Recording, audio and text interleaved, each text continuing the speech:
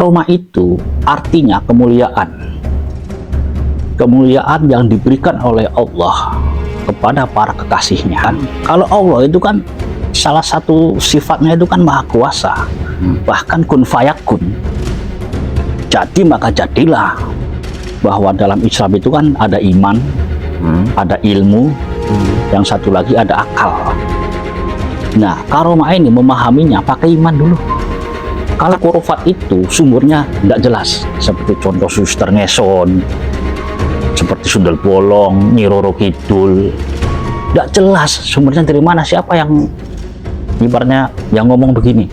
Sedangkan karomah sumbernya jelas, dalam Al-Quran ada, dalam hadis Nabi ada, bayangkan, dalam kitab-kitab ulama ada. Karomah, mukjizat sama istijrot itu, cara memahaminya adalah jangan dibanding-bandingkan.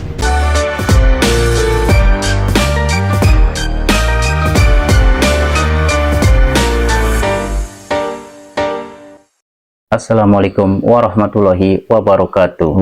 Salam akal sehat. Kita jumpa lagi di channel Dulur Official, channel yang bertujuan untuk mencerdaskan anak bangsa.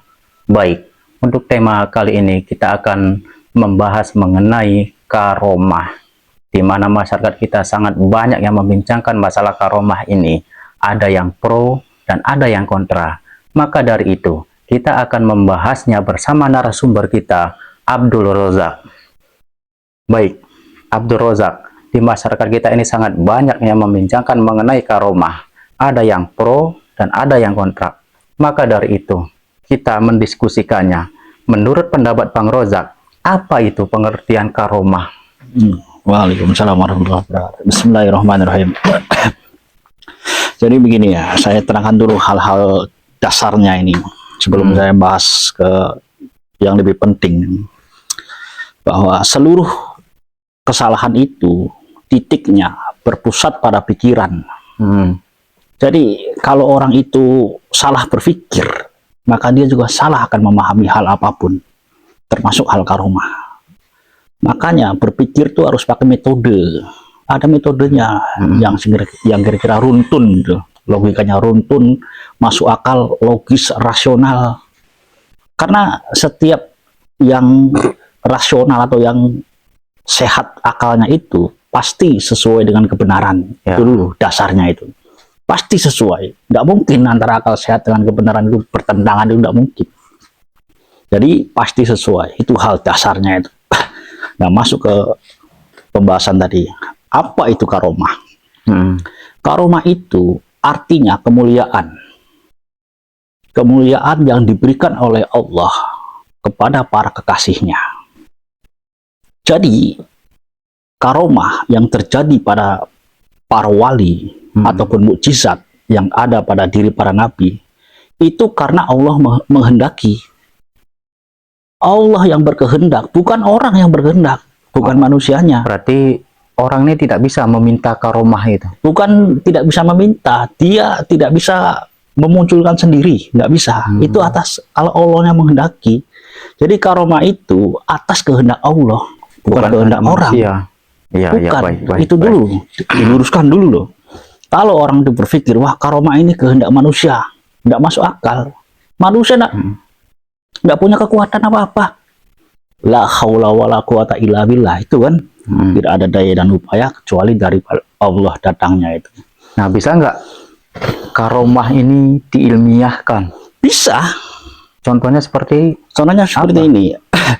Hal dasar dari karomah itu adalah kehendak Allah, ya kan? Kalau Allah itu kan salah satu sifatnya itu kan maha kuasa, bahkan kun fayakun. Jadi maka jadilah, mau laut terbelah, mau bulan terbelah, kun fayakun, mau menghidupkan orang mati, apa saja kun fayakun. Jadi apa yang mustahil, apa yang janggal dalam karomah ini, Allah yang berkehendak kok, bukan manusia. Tapi ingat, karomah itu sifatnya sesaat, nggak bisa diminta terus, nggak bisa. Nggak bisa sesaat. Kalau Allah menghendaki baru bisa. Nah, itu pengertian karomah itu. Jadi memahami karomah itu jangan berpikir ini kehendak manusia, bukan. Itu kehendak Allah. Jadi memahami karomah itu begini loh, bahwa dalam Islam itu kan ada iman, ada ilmu, yang satu lagi ada akal. Nah, karomah ini memahaminya pakai iman dulu. Karena memang karomah itu adalah kejadian yang luar biasa di luar akal kita. Iya, iya. Jadi memahaminya harus dengan iman. Diimani dulu, baru ilmu, baru akal. Jangan terbalik. Jadi akal tuh terakhir. Terakhir, jangan langsung pakai akal. Oh, ini nggak masuk akal, mustahil. Ya memang kejadiannya di luar akal. Ya. Jadi logika sederhananya begini, ada batu besar yang beratnya 1 ton, diangkat oleh manusia, nggak mungkin kuat. Jadi ngangkatnya pakai apa? Pakai alat berat, kan begitu. Sama seperti ini juga. Kalau memang karomah, memahaminya itu harus dengan iman, jangan dengan akal. Jadi, letakkan sesuatu itu pada tempatnya. Itu pengertian karomah. Oke, baik. Mudah-mudahan ya masyarakat kita bisa memahami ya apa ya pengertian karomah itu yang sudah dijelaskan oleh Abdul Razak ini. Baik, untuk pertanyaan selanjutnya, apa bedanya karomah dan kurafat atau dongeng? Nah, ini di sini letak masyarakat salah pahamnya ini. Nggak bisa membedakan antara dongeng dengan karomah. Disangkanya sama. Saya terangkan ya, rumus ini. Hal yang mirip itu bukan berarti sama loh. Itu rumusnya itu. Ya. Jadi ketajaman berpikir kita diasah di situ. Beda loh antara yang mirip tuh. Nggak sama. Contoh nih misalnya nih. Ya. Antara air tawar dengan air laut itu kan mirip kan? Mirip, sama-sama air. Sama-sama air, cuman rasanya beda, kandungannya beda. Itu sama-sama air loh. Sama seperti hal ini nih, antara kurofat atau dongeng dengan karomah itu beda. Di mana letak bedanya? Saya terangkan sekarang.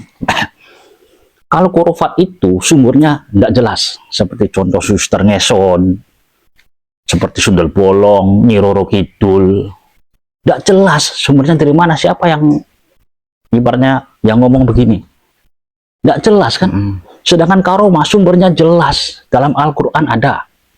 Dalam hadis Nabi ada, bayangkan. Dalam kitab-kitab ulama ada.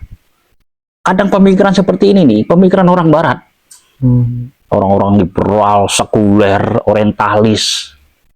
Disangkanya sama, padahal beda loh. Memahami karomah dan kurafat. Jelas beda itu.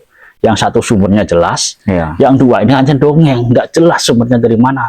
Seperti Suster Mason. Coba dilacak sumbernya dari mana.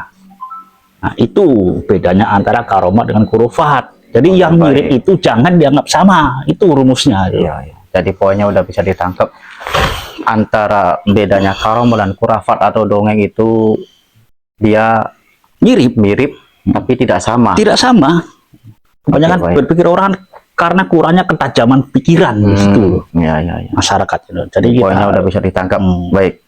Untuk pertanyaan selanjutnya, menurut pendapat Bang Rozak, bagaimana cara menilai seseorang itu waliullah atau bukannya? Oh, tuh. Jadi begini. Waliullah itu parameternya adalah orang tersebut sesuai dengan syariat Islam. Itu parameter yang paling dasar. Jadi kalau misalnya ada orang-orang ngaku, oh ini wali, nanti dulu. Sesuai tidak dengan syariat Islam? Cek sholatnya, cek puasanya, cek akhlak dengan orang tuanya. Kalau ternyata benar, ibaratnya benar, akhlaknya benar, kemungkinan benar dia waliullah. Tapi kalau oh ini punya keistimewaan apa, seperti orang-orang India katanya kan punya keistimewaan ini, hebat ini, dia sholat agamanya apa? Kalau dia punya keistimewaan tetapi sholat kan juga tidak, itu bukan karomah, namanya istijrot di situ. Itu juga sama keistimewaan dari Allah juga, cuman bentuknya istijrot, beda lagi. Tuh, akhirnya begitu. Oke lah, baik. Ini terima kasih banyak nih atas pencerahannya. Mudah-mudahan masyarakat kita bisa memahaminya apa itu karomah yang sesungguhnya, biar dan tidak ada, salah paham lagi. Dan ada satu lagi penjelasan tambahan nih. Ya baik, yang silakan. Orang banyak singkat saja ya. Belum tahu nih. antara karomah, mukjizat, sama istijrat itu, cara memahaminya adalah jangan dibanding-bandingkan. Jangan dibanding-bandingkan. Kesalahan orang, baik dari para ustadz salafi, orang-orang liberal, itu dibanding-bandingkan. Contoh nih, ada seorang wali bisa menghidupkan orang yang meninggal. Dibanding-bandingkan. Nabi aja dalam riwayat belum pernah menghidupkan orang meninggal, kok wali bisa? Seakan-akan wali ini lebih hebat dari Nabi. Kan begitu berpikirnya, seakan-akan wali ini menjadi tandingannya Nabi. Duh, memahami karomah mujizat jangan dibanding-bandingkan. Terus bagaimana cara memahaminya? Disesuaikan dengan situasi dan kondisi di saat itu. Disesuaikan. Baik karomahnya Sunan Gunung Jati, Sunan Kalijaga, disesuaikan. Karomahnya Syekh Abdul Qadir Jailani di Al-Quran itu. Coba sekarang saya uji orang yang sering membanding-bandingkan. Apa dampak negatifnya?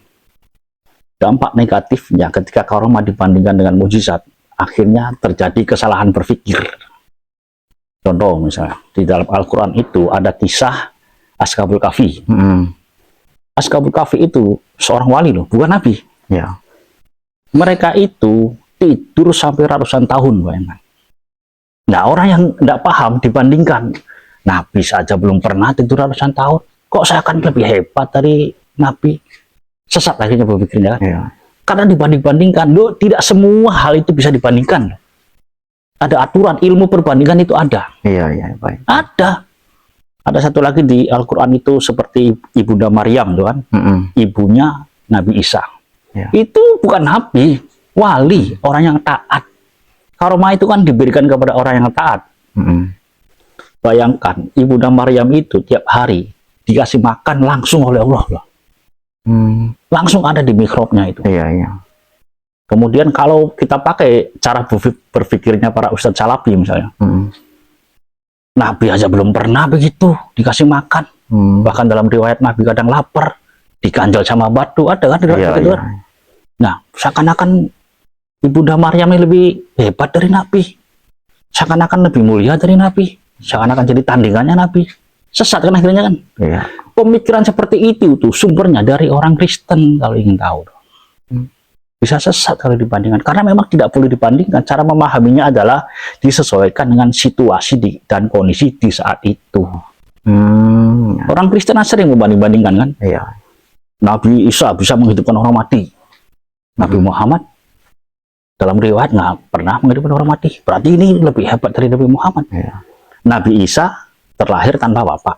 Nabi Muhammad ada. Berarti lebih hebat dari Nabi Muhammad. Bahaya cara berpikir begitu tuh. Akhirnya timbul kesesatan pikiran. Karena salah memahami.